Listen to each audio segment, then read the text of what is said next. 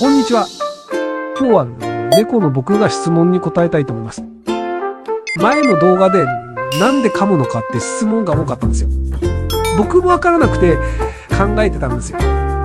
そうしたらたまたま人間が持ってる小さな四角い板の中にこれだと思うものがあったんですよ。キュートアグレッション。もうこれしかないですね。